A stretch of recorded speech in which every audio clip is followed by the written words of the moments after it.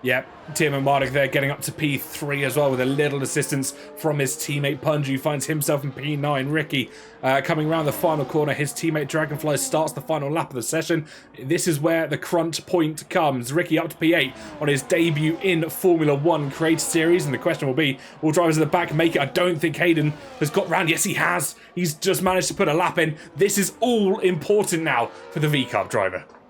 As it is for the reigning champion in 18th. Both RBs went out in Q1 last week. Guri only up by a couple of tenths through the first sector. Needs to continue to find time because a lot of drivers are going to improve as they continue to acclimatise to this camera angle.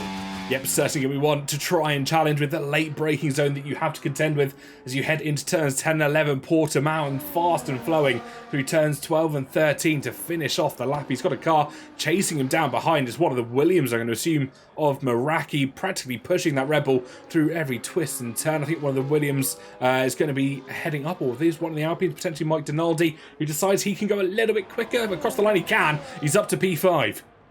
Reigning champion under pressure. Here comes Guri, only just inside of timing. He does go 9th fastest, 2 tenths clear of the drop zone at the moment. Yorp has been bumped down. He's out of the session. Punju up into 9th position. Who do we need to look at? JD Devil Noob in the bottom 5, along with Infratic and the 2 RB cars. Dragonfly's now the driver at risk. Vince has retired, and he could be bumped down as well. Yep, he can do. Safso makes it through. Infratic does not make safety. 1:17.6, and that's P18 for the Scuderia Ferrari driver. Hayden Gullis as well couldn't make it. Dragonflies, I think, is the last driver to come over the line in that Haas. Needs to find a 10th. No, he's invalidated. That is your top 5. That guy, Vince, survives by the skin of his teeth. Along with Meraki, who only set 1 flying lap in the session, gets through in 14th. Yeah, Meraki's got about 20 seconds to make it to the timing beam here to start a valid lap. I don't think Sir Dogan's going to make it with only 15 seconds left in the qualifying clock. Meraki will most certainly do it with about 7 seconds left. He does indeed. Crosses the timing beam, but I have a watch on board with Sir Dogan, who will be next towards the line. I don't think it's going to be enough to make it to the checkered. There we go. Flag flies. So GB, Punju, Sir Dogan and Mike Donaldi all out on track at the moment will not be able to go faster. Everyone else will at least have one more attempt. Next will be Safso, as he has a massive snap of oversteer over the top of Portimao. I think Meraki might be safe here. It's only Matty D13 as Safso does a reverse entry drift going into turn number 13. He is going to be out. Ricky going again, but I think he's probably going to pull into the pits. He'll be safe, and now we wait for either Meraki or Matty D13. Matty D improving in the middle sector because we can see the purple time on the track map. And what can this Kick Sauber do? His teammate currently holding down 2nd position. He's 7 tenths off that, pulling gears through the long turn number 15. Can he kick Meraki temporarily at least out of qualifying? I think he's returned to the pits. No, staying all the way over to the right. Can Matty D do it? No, 14th only. Well, Meraki now in safety. I think he'll know that half a second through the first and second sectors as well. So wasn't improving and saved by God's graces. Safso, of course, having that accident as they headed over Portimao down into turn 13. Meraki saved by his final breath, with Matty D not being able to find his way out of the bottom 5 this time around. But Noiguera, for the 2nd session in a row, goes fastest with a 1:16.5. Will he be able to put it on pole? But I think we've got some rain coming down here. You can see Meraki grappling with the car, really leaning on it through this final sector, pulling gears up to the line. Will turn 15 be flat out? We'll never know unless we bring the telemetry up, but up towards the line we go with the Williams. What is the benchmark time? So 26.7 for everybody to chase. Yep, GB couldn't quite do it, falling a couple of tenths short. Ricky couldn't do it, falling another couple of tenths short. So at the moment, Meraki looking rather quick. Alex Gillen couldn't go quick enough. Timo Mardik, a 27 flat for himself. Eric Guri once again choosing the alternate strategy here in the final run of qualifying. We'll be going slightly later than a few other of our drivers. Punju, of course, native to cockpit cam. What can he do as he comes across the line? It's P2 by only about half a tenth between himself and Meraki Teswell. On a reservist up to P7 and Noiguera. There we go, 2.5 tenths clear in the Mercedes. Noiguera is well and truly back. Different weather conditions, but still the same Silver Arrow out in front. Can Razin Chai knock him off his perch? He can by 1.5 tenths, and it's now Ferrari leading the way. Razin Chai from Noguera. We wait to see what El Rey Guri can do. But the pace that we've seen so far from the reigning champion, it's going to be hard to see if he's going to be maybe even challenging the top 5 as he gets a little bit wobbly coming up towards Samsung. 100%. El Guri wrestling with that Red Bull car, drifting his way through Portimao and through 12 and 13, almost locking the rears up towards 14, struggling to get the power down. He can't put his foot flat to the floor, almost invalidates on the exit as well. What can he do through turn number 15? Should be flat even in these conditions. Will the reigning champion challenge for provisional pole position? Timothée Marduk takes it with a 26 flat. What can El do? It's only 6th place. Starts struggling to find improvement. But so far, it's Timothée Marduk leading the way in that Papaya McLaren car. His record in qualifying isn't great. Only 2 pole positions to his name. Can he make it 3 of the best? We'll have to wait and see. Well, keep an eye on Razin Chai. He goes 4 tenths quicker than his previous best. Drivers starting to find their grip and their groove here at a very wet Portimao. The first driver into the 125s in the wet conditions here. Timothée Marduk went about 4 tenths quicker last time around into the 26 flats. And now Razin Chai tops that up by about 2 tenths of a second, splitting the Ferrari and the Papaya McLaren this time around. As we see Nogueira, who's gone off at turns 3 into turns 4, that Mercedes will be making no further advancements in this session. And I think that could have held up Razin Chai and I believe Punju as well. Timothée Marduk invalidates on his final run. Test Will in the Alpine isn't improving, 1.2 seconds slower. He'll have the Red Bull with El Guri further behind. So let's keep an eye on last season's champions, see if they can improve from P7 as Punju retires on the racetrack. I think we are done here as El Guri over the white line, and that is going to cap off what has been a very interesting Q3 session. Ricky 2 seconds down. The track did get significantly worse. Razin Chai doing the lawn mowing duties for the track marshals there. But he is going to be on pole, the 14th in his Creator Series career, and as I said, that takes him level with M Sky Z as the most pole positions in the Creator Series.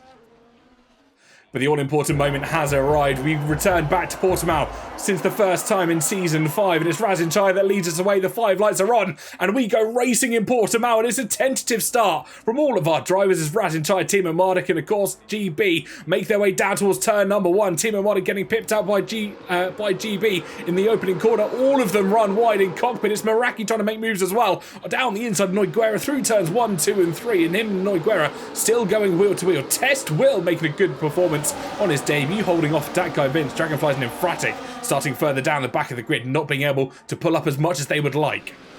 Nogueira shuffled down like he was last week. Timothée Marduk trying to recoup the places he lost off the line, but slams into the rear of the Ferrari in his attempts to get past the Aston Martin of GB is with 4 wide right at the back coming out of Torvit. Are we 3 wide going into Samsung? Well, we're back in the order we were off the grid. Razin leading Timothée Marduk and GB. El Guri up from 7th on the grid, gets past Nogueira, gets past Meraki as well.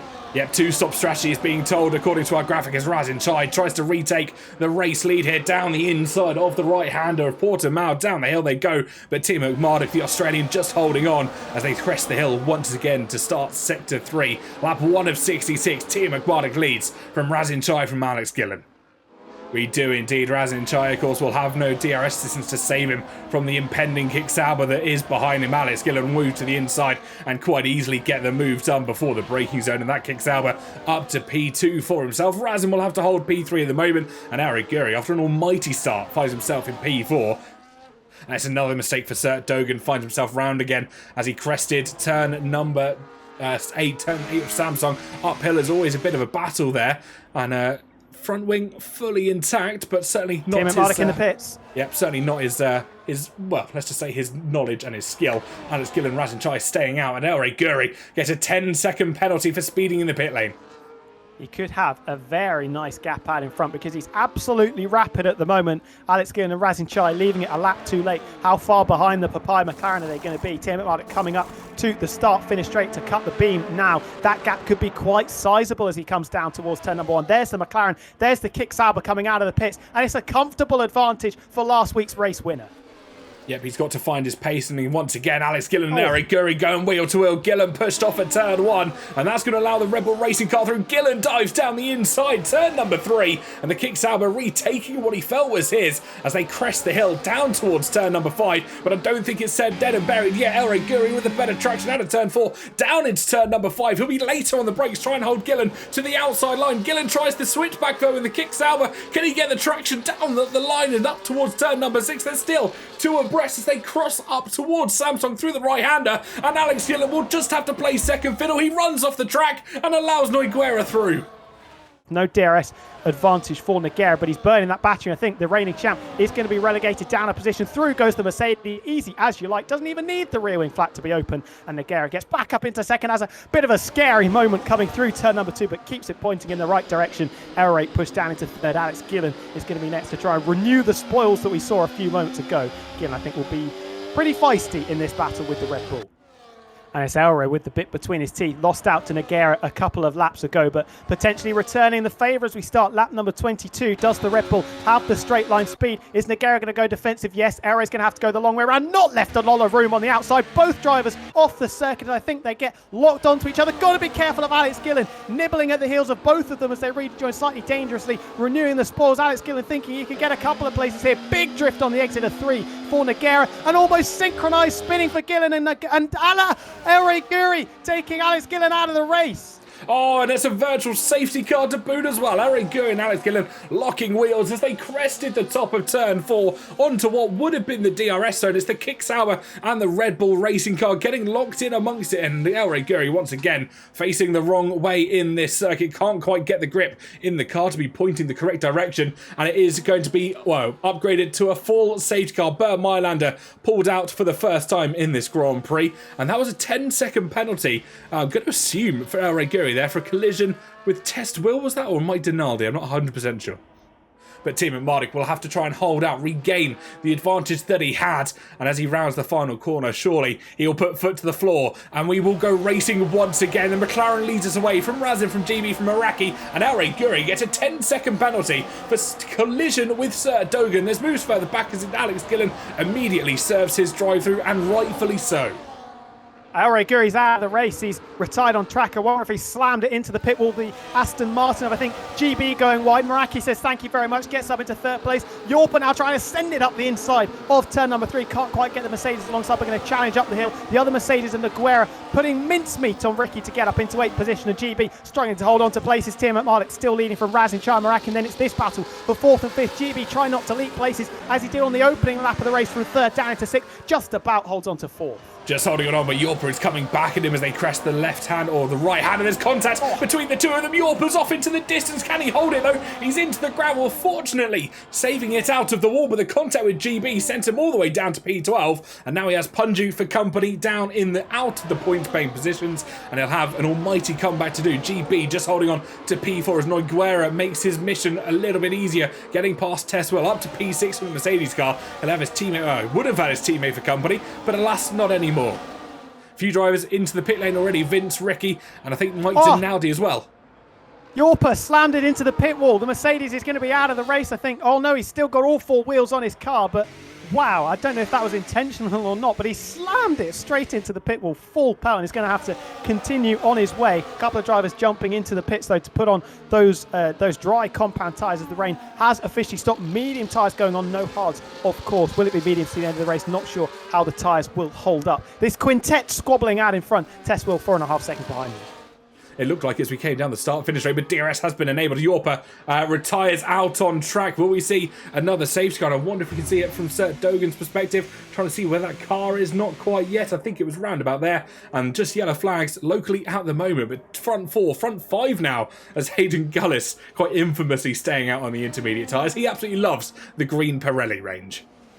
Always Nogueira going to try and move into the pits on Meraki. I thought he was very close, potentially going to try and see who would be play a bit of chicken on the brakes coming into the pit lane, but all 4 of them managing to slow the car down and putting on what I can only assume will be the medium compound tyres, which could see them to the end of the race. Ben held up a little bit there maybe by Meraki and just comes out, well, almost gets shunted behind the Ferrari as the ghosting system kicks in, but Tim McLaren just about maintains track position. Yeah, very fortunate. You can see GB just in the distance there coming down the pit straight. How much will GB be able to gain on the cars that come down before him? He's up to P5. He'll swoop around the outside, gets past Meraki. Fantastic move for himself. He's up back to P3. Meraki and Nogueira will just have to sit in P5 for now. And Tim Marduk just holding back to the lead of the Grand Prix. We approach half race distance and Hayden Gullis dropping back down to P10. But almighty return for the V-Cup driver from where he once found himself.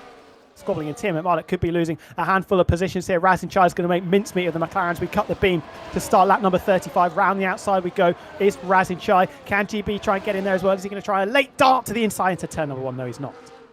Yeah, the G and GB standing for Gandalf there this afternoon. As Nogueira could not find a way past him, but I think with the DRS assistance, the Mercedes will need no second invitation. He moves to the inside line. Ben will be there to make it 3 wide, surely not into turn 1, and it's Nogueira that just slots back into P4. GB being the master of defence at the moment. We've got a yellow flag further back in. Fratic is out in the final corner, and we have a safety car for the second time.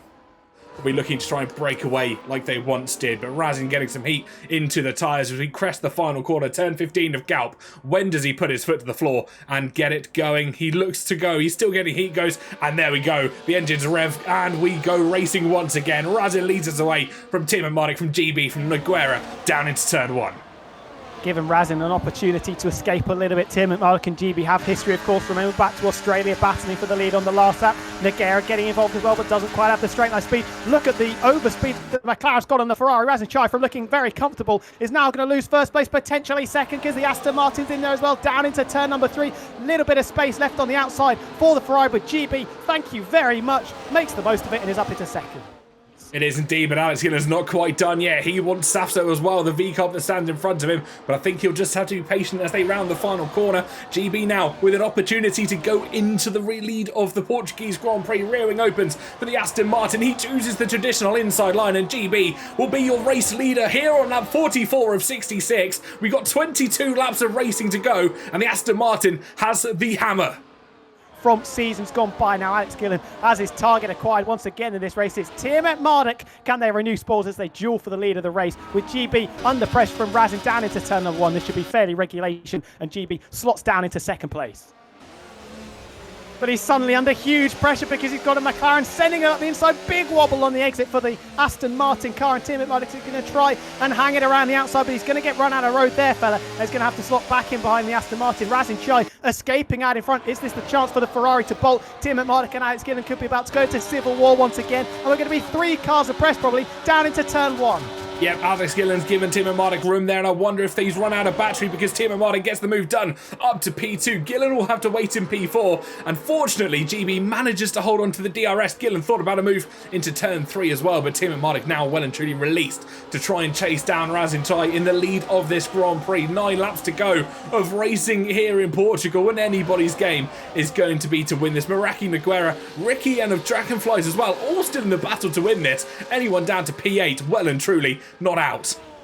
Yeah, he'll have the DRS assistance, and GB will also have it down to the front 2 runners alongside and ahead before that rear wing even opens is the kick Sauber, but the front 2 will switch positions here into turn number 1. Tim and Mardik using the outside line once again as we start the penultimate lap of this Grand Prix. The Australian retakes the lead, and I wonder if that's a bit of a mistake from his strategy call, because he'll know Razin will try and come back as we start the last lap of the Grand Prix. This front quartet all within half a second of each other, and even Nogueira not far off at all.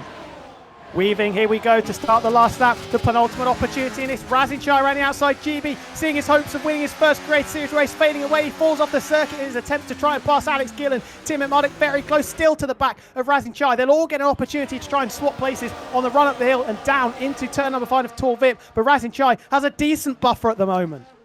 This is the opportunity though. It's a drag race to the line. Bit of a wobble for the Ferrari of Razin Chai coming out of 14 and through Galp turn number 15. Who's got the battery left? Who can tuck into the slipstream? It's 0.2 of a second at the moment. Tim McMulloch's gaining. He's gaining all the time, but he's running out of time because it's Razin Chai by 1/10 of a second who takes the victory in Portugal. Tim McMulloch and then GB. Nogueira missing out on a podium. And as we speculated earlier on, it was Alex Gillen bumped all the way down into 8th place with that penalty. Yep, unfortunate for himself. 60th top 10 though for Safso with an almighty comeback for the V-Carb driver. He'll be happy to see that. Back-to-back podiums for Tia Mardik, of course, winning last time out in Imola. He'll be pleased about that, but I think not as pleased that he would have liked to get the race win on track. GB with a fantastic podium. Not quite the race win that he would have liked, but nonetheless, some good points going to the Aston Martin team. Dragonflies finishing P5. An almighty result for the Haas car with his teammate finishing down in P7. And Alex Gillen, of course, down in P8. Mike Donaldi rounding out the points as a reservist for the Alpines.